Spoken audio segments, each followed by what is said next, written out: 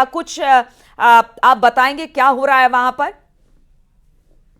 जो आप भीड़ देख रहे हैं, ये भीड़ करीबन 5 लोकसभा क्षेत्रों से आए हुए किसानों की, नौजवानों की है, जो सीधे तौर पर लाभान्वित हो रहे हैं। इस जो अमूल प्लांट है जिसका शुभारंभ प्रधानमंत्री नरेंद्र मोदी कर रहे हैं, उससे ये लाभान्वित हुए हैं, उनकी भीड़ है। और प्रधानमंत्री यहीं से काशी और पूर्वांचल के लिए 13,202 करोड़ रुपए की योजनाओं का तोहफा भी अब दे रहे हैं। लगातार शिलान्यास और लोकार्पण की जो योजनाएं हैं उनका प्रधानमंत्री यहाँ पर तोहफा दे रहे हैं। और यहीं से प्रधानमंत्री जनसभा को भी संबोधित करेंगे, जिसमें आज प्रधानमंत्री बताएंगे कि किस तरीके से पूर्वांचल में दुग्ध क्रांति की ये शुरुआत है, क्योंकि जो प्लांट है उसमें कितने किसानों को सीधे तौर पर रोजगार मिला है, कितने किसान जुड़े हैं। अब तक करीबन 1 लाख किसान इस पर जुड़ चुके हैं। और इसके अलावा और कितने वहां पर प्रत्यक्ष और कितने अप्रत्यक्ष रूप से जो रोजगार वहां पर सृजित हुए हैं, इसकी भी प्रधानमंत्री जानकारी देंगे। और यहीं से प्रधानमंत्री, सबसे खास बात है कि पहली बार प्रधानमंत्री जो 10 साल में काशी में विकास कार्य हुए हैं उससे जुड़ी हुई एक कॉफी टेबल बुक भी लॉन्च करेंगे। तो उसके ये जिक्र होगा कि कैसे काशी बदली, कैसे बनारस में विकास हुआ, ये तमाम सारी जो सौगातें हुई उनसे किस तरीके से काशी की सूरत बदली, भव्य दिव्य काशी हुई, चाहे वो काशी विश्वनाथ धाम हो, चाहे वो रुद्राक्ष हो, चाहे घाटों का सुंदरीकरण हो, चाहे वो रोपवे हो, चाहे वो अन्य परियोजना हो, उनका सबका जिक्र होगा उस कॉफी टेबल बुक में। और यहीं से प्रधानमंत्री जनसभा को ही संबोधित करेंगे। तो साल 2024 के लिहाज से चुनावी साल है, और इस चुनावी साल में ये जो जनसभा है और यहाँ पे प्रधानमंत्री का जो संबोधन है ये बेहद महत्वपूर्ण है। और इस संबोधन में प्रधानमंत्री पूर्वांचल में किस तरीके से सौगात मिली है, पूर्वांचल को कैसे देश में की तरक्की के राह से जोड़ा गया है, कैसे पूर्वांचल पहले उपेक्षित था और कैसे पूर्वांचल में विकास की गंगा बह रही है, ये तमाम सारी बातें प्रधानमंत्री अपने जिक्र में करेंगे। और जिस तरीके से हमने देखा कि अभी सीर गोवर्धनपुर में प्रधानमंत्री ने जनसभा में ये जिक्र किया, उन्होंने कहा है कि INDA जो गठबंधन है उसके वो कभी नहीं चाहता कि जो गरीब है, जो मजलूम है, वो ऊपर आए, बराबरी पे आए। और यहाँ पे भी माना जा रहा है कि जब प्रधानमंत्री सौगात देंगे तो इस बात का भी जिक्र करेंगे कि कैसे पूर्वांचल आजादी के बाद तक उपेक्षित रहा, कैसे पूर्वांचल में कोई योजना नहीं आई, कैसे बनारस में जाम रहा, सड़कें सिकुड़ी रही लेकिन किसी ने ध्यान नहीं दिया। तो तमाम सारी सौगात के साथ जब वो प्रधानमंत्री संवाद करेंगे तो इन सब बातों का जिक्र करेंगे और ये बताएंगे कि किस तरीके से अभी डबल इंजन की सरकार के आने के बाद केंद्र और जो राज्य सरकार है उसने विकास का ऐसा रोड मैप तैयार किया, और उस रोड मैप के बाद यहाँ पर अब विकास कार्य हो रहे हैं। तो कल भी आपने देखा जिस तरीके प्रधानमंत्री यहाँ पर आए, उसके बाद वहां पर उन्होंने स्थलीय निरीक्षण किया सड़क का, और सड़क का निरीक्षण करने के बाद प्रधानमंत्री यहाँ से पहुंचे, बरेगा गेस्ट हाउस पे रुके। सुबह उन्होंने सीनियर नेताओं से, पूर्वांचल के कुछ सीनियर नेता थे उनसे चर्चा की। उसके बाद सीर गोवर्धनपुर में संत रविदास की जो प्रतिमा है उसका वहां पर अनावरण किया, और वहां पर जो विकास की योजनाएं थी उसको भी प्रधानमंत्री ने सौंपा। और प्रधानमंत्री यहाँ पर जो करकियाओं में अमूल प्लांट है वहां पर प्रधानमंत्री निरीक्षण किया, और वहां पर प्रधानमंत्री सौगात दे रहे हैं। तो ये बेहद महत्वपूर्ण हो जाता है, ये जो दौर बेहद महत्वपूर्ण हो जाती है जनसभा जहां पर प्रधानमंत्री मौजूद है। और यहाँ से प्रधानमंत्री एक बार फिर काशी के प्रति अपने स्नेह को, अपने प्रेम को, और काशी के प्रति अपने संकल्प को इन योजनाओं के जरिए दोहराएंगे, और ये बात बताएंगे कि मोदी की जो गारंटी है विकास की वो किस तरीके से पूरी हो रही है। जब से प्रधानमंत्री यहाँ से सांसद बने तब से अब तक 70,000 करोड़ रुपए की योजनाओं का तोहफा काशी को मिल चुका है। और इन 70,000 करोड़ रुपए की योजनाओं से कैसे काशी बदली है, कैसे जब केंद्र और राज्य में दोनों में बीजेपी की सरकार आई है तो कैसे बिना किसी रुकावट के यहाँ पर काम हो रहे हैं, तमाम सारी जानकारियां प्रधानमंत्री नरेंद्र मोदी देंगे। और यहाँ पर मुख्यमंत्री योगी आदित्यनाथ भी उनके साथ बराबर जब वो कल काशी दौरे पे आए उसके बाद से लगातार मुख्यमंत्री योगी आदित्यनाथ प्रधानमंत्री के साथ मौजूद है, चाहे वो पुल का रात्रि में निरीक्षण हो, चाहे उसके बाद बीचू के चाहे कार्यक्रम हो, चाहे श्री गोवर्धनपुर में संत रविदास को नमन हो, सभी जगह मुख्यमंत्री योगी आदित्यनाथ की भी मौजूदगी है।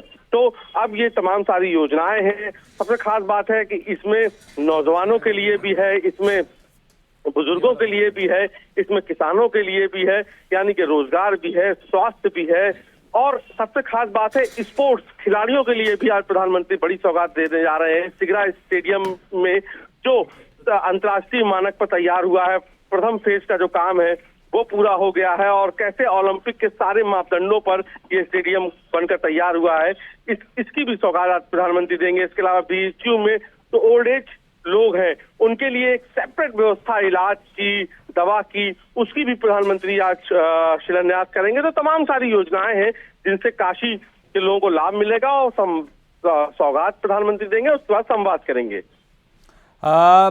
जिस तरीके से प्रधानमंत्री मोदी ने आज फिर इस बात का जिक्र किया उपेंद्र की, काशी मेरे लिए सिर्फ एक संसदीय क्षेत्र नहीं है, काशी मेरा परिवार है, और 44वीं बार उनका काशी के लोगों के बीच में आना इस बात को साबित करता है कि वो सिर्फ कहते नहीं हैं, वो मानते हैं कि काशी मेरा परिवार है।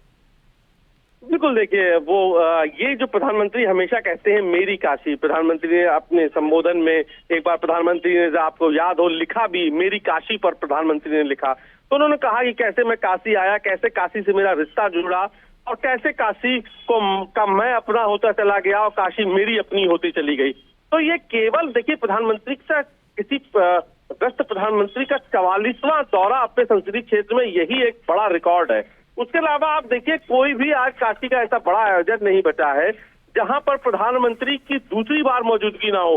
आप सीर गोवर्धनपुर को ही उदाहरण के तौर पर ले लीजिए। सीर गोवर्धनपुर में आज तीसरी बार प्रधानमंत्री पहुंचे हैं। खुद इस बात का वहां पर संतों ने भी जिक्र किया कि प्रधानमंत्री पहले ऐसे देश के प्रधानमंत्री हैं जो 3 बार सीर गोवर्धनपुर पहुंचे। इसके अलावा आप ये देखिए कि अगर आप पूरी जो 13,202 करोड़ की योजनाएं हैं उनको अगर आप देखिएगा तो उनका लब्बो-लुआब ये निकलेगा कि उसमें हर वर्ग के लिए है, न केवल खिलाड़ियों के लिए, युवाओं के लिए, रोजगार के लिए, किसानों के लिए। बॉटलिंग प्लांट को ही आप ले लीजिए, आज जिस बॉटलिंग प्लांट का प्रधानमंत्री आज शुभारंभ करने जा रहे हैं। अब गैस के मामले में आप इसे कितनी आत्मनिर्भरता आ जाएगी, और जब वो बॉटलिंग प्लांट बना है तो जाहिर तौर पर उस पर रोजगार भी सृजित हुए हैं जी। यही नहीं, लीक से हटकर भी आप ये देखिए कि यहाँ पर जो कूड़े से कोयला बनाने का जो प्लांट बनकर तैयार हुआ है वो देश का पहला प्लांट है। अब जिस शहर को पहले गंदगी के नाम से जाना जाता, गंदगी से उसकी पहचान थी, अब वहां न केवल सफाई हुई, साफ सुथरा हुआ, बल्कि उस कूड़े का भी कैसे बेहतर से बेहतर उसका जिसे कह सकते हैं रिसाइकलिंग की जा सके, ये प्लांट भी उसका एक नजीर है। तो ऐसी तमाम सारी योजनाएं हैं जो, ये कोई सड़क का आप ये देखिए, ये कोई सड़क नाली का उद्घाटन नहीं है या उसका तोहफा नहीं है। ये ऐसे प्रोजेक्ट हैं जो किसी भी एक शहर नहीं बल्कि एक समूचे जो पूरा अंचल होता है, अगर हम पूर्वांचल को ले लें तो समूचे पूर्वांचल के लिए ये बड़ी सौगात है।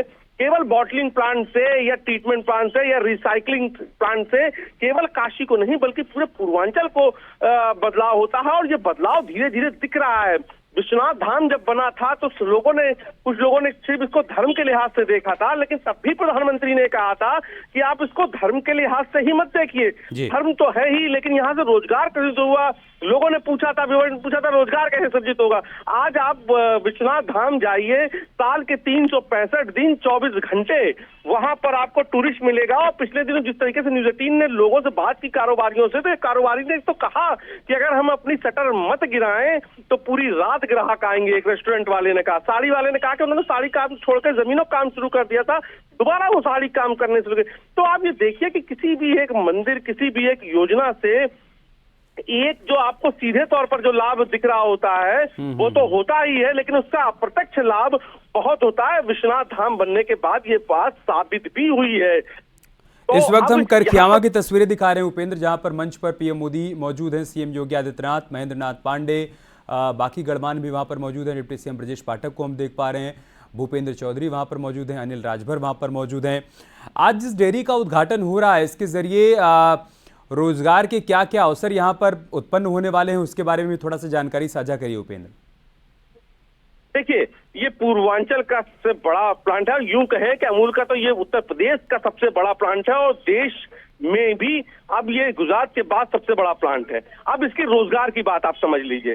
रोजगार से बात से पहले हम आपको जो प्रधानमंत्री कहते हैं जो है वोकल फॉर लोकल, उसको उस बात से हम शुरू करते हैं। यहाँ पर न केवल दूध बनेगा, दही बनेगा, मट्ठा बनेगा, मिठाई बनेगी, जो दूध की अन्य चीजें हैं, बल्कि यहाँ पर लौंग लत्ता भी बनेगा और लौंग लत्ता बनना शुरू हो गया है।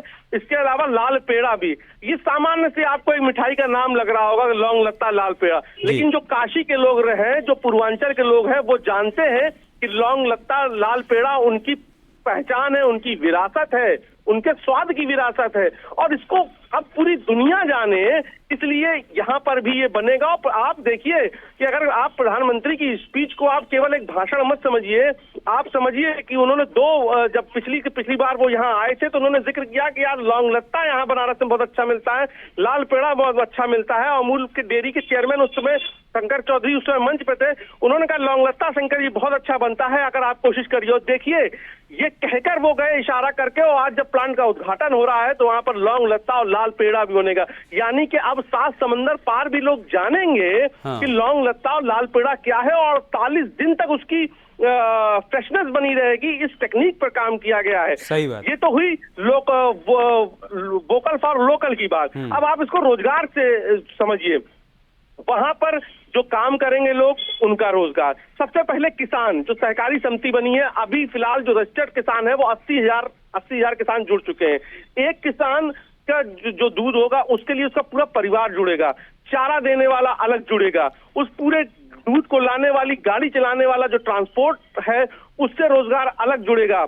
इसके अलावा जब प्लांट में जाएगा तो उसकी प्लांट में प्रोसेसिंग में जो लोग लगे हैं, नौजवान लगे हैं, उनको रोजगार अलग मिलेगा। फिर वो दूध जब वहां से निकलेगा तो आप ये समझिए कि एक प्लांट से कितना सीधे तौर पर अगर आप रोजगार देखिए तो जो वहां काम कर रहे हैं उनको मिल रहा है। लेकिन आप प्रत्यक्ष रूप से देखिए तो जब इतने बड़े बड़े प्लांट्स किसी शहर में आते हैं तो वहां की सूरत हाल, वहां की जो अर्थतंत्र है वो कैसे बदलता है, ये प्लांट उसका एग्जाम्पल होगा। और अभी तो ये जो इसकी क्षमता है उसको और बढ़ाया जाना है, कुछ और नए प्रोडक्ट इस पे ऐड ऑन होने हैं। तो ये प्लांट बहुत बड़ी जिसे कह सकते हैं दुग्ध क्रांति है। और किसी भी क्षेत्र में आप ये समझिए कि गुजरात में जिस वक्त ये प्लांट लगा था, जिस जगह पर था, वहां पर बहुत खेती के लिए उपजाऊ जमीन नहीं थी, लेकिन एक दूध के ही व्यापार ने एक ऐसी नजीर खड़ी की कि आप देखिए कि वहां पर पूरे का पूरा जो है सिस्टम, एक जो इकोसिस्टम, जो अर्थ का सिस्टम था, फाइनेंशियल सिस्टम था, वो डेवलप हो गया। और यहाँ पर सिर्फ प्लांट को खोल देने से बात नहीं हो गई, यहाँ पर प्रधानमंत्री ने इसके लिए 1.5-2 साल पहले से काम शुरू कर दिया था। हमारी इस दुनिया में सबसे बेहतर अगर कोई ब्रीडिंग में काम करता है, पशुओं के नस्ल पे सुधार पे काम करता है, तो वो ब्राजील है।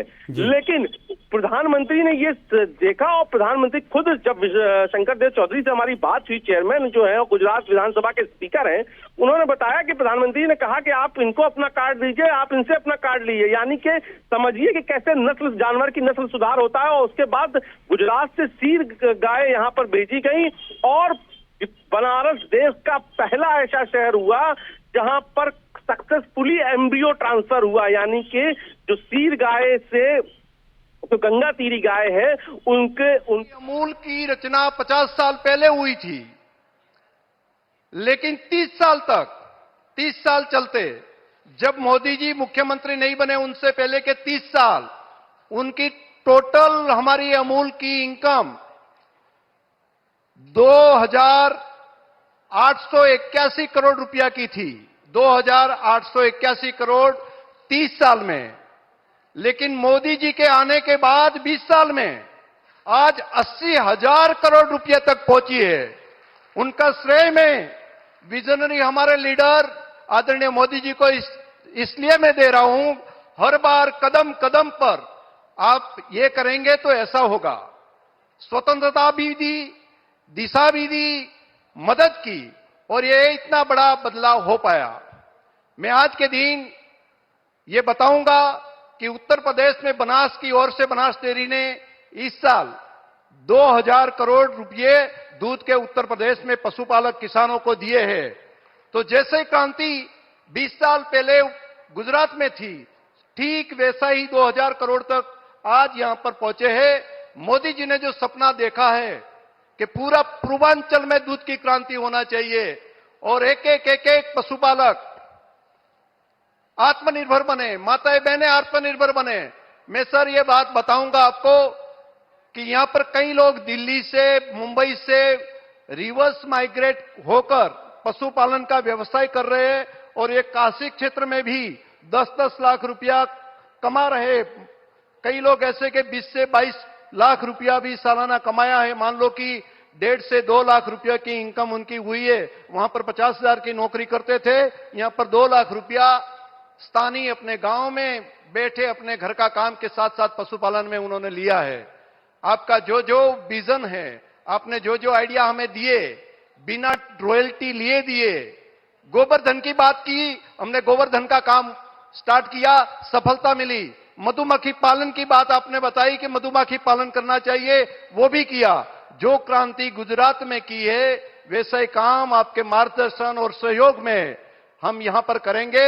मैं ये कहता हूं कि अभी 3 लाख लीटर की कैपेसिटी पूर्वांचल की अभी प्रोक्यूरमेंट हम कर रहे हैं, लेकिन आने वाले 5 साल में 15 लाख लीटर तक हम पहुंचेंगे और 2,000 करोड़ रुपए पूरे उत्तर प्रदेश में हैं। मैं मानता हूं कि सिर्फ 2-2.5 साल में पूर्वांचल में 2,000 करोड़ रुपए की इनकम पशुपालकों की होगी। ये बात मैं यहां पर बोलता हूं और मुझे यह भी पता है कि आदरणीय मोदी जी की हाजिरी में हम कोई बात करते हैं तो मोदी जी की गारंटी बन जाती है और मोदी जी की गारंटी होती है, वो गारंटी पूरी होने की भी गारंटी होती है। इसलिए मैं जिम्मेदारी पूर्वक ये बात विनम्रता पूर्वक आदरणीय मोदी जी से मैं कहूंगा कि आपने जो मार्गदर्शन दिया है, 3.5 लाख से ज्यादा किसान आत्मनिर्भर हो गए और इनके लिए हम दिन रात पुरुषार्थ करेंगे। आप यहां पर पधारे, इसलिए हम किसानों की संस्था में आप पधारे। मैं हृदय से आपका बहुत बहुत धन्यवाद भी करता हूं, आप सभी का आवकारता भी हूं। एक साथ सब बोलेंगे, भारत माता की।